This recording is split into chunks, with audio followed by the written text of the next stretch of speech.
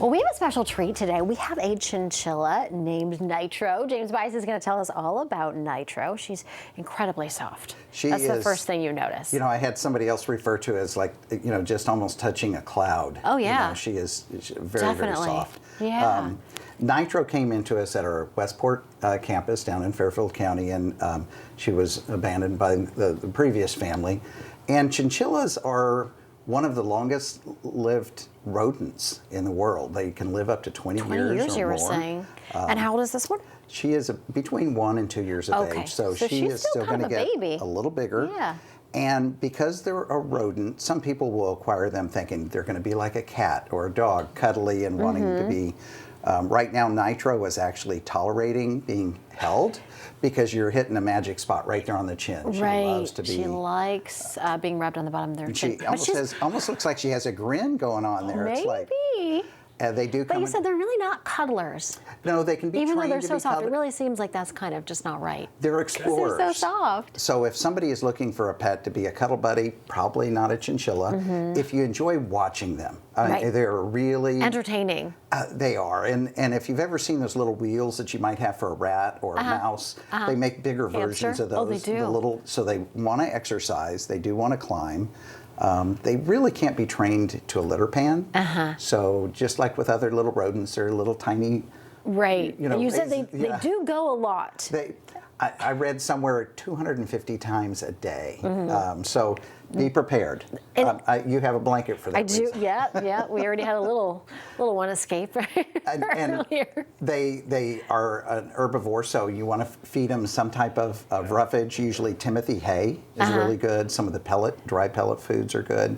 And there are some appropriate fruits and vegetables that you can feed very small amounts to them. You know, get lined up with an exotic veterinarian as soon as possible so that not every veterinarian is up to speed on chinchillas. They don't require a rabies vaccination. They don't require preventive dog and cat type health, but there are other things that the veterinarians need to look at. She's just being so Oh, she's going to go to sleep on you. I don't know, maybe I have that magic touch with the chinchillas too. Oh, look at that. I mean, I hope so, because she was squirming around like nobody's business about like you were 10 hitting a minutes spot ago. for her. She really does enjoy. And if she were with another chinchilla that they were bonded, they would probably be grooming each other. So you're kind of taking that place. So they do want their people time too. Yeah, and speaking of grooming, they don't take regular baths. They do not. If you were to get her wet, bath. she would get kind of moldy and not dry out. Because their fur is so thick. And so really where they come from in the wild before they're domesticated, dirt, rocks, and so that dust bath that they'll take, you know, at least daily, a little fine dust bath, and that helps kind of get rid of. So they do that every day? You can do that every day. So then you kind of have like a dustpan. It is a fun experience for them. They tend not to get fleas because their coat is so dense. They have over 50 hairs per follicle compared to our one hair per follicle. That's why they're so soft and so thick. Oh, it is just like petting a cloud. Yeah.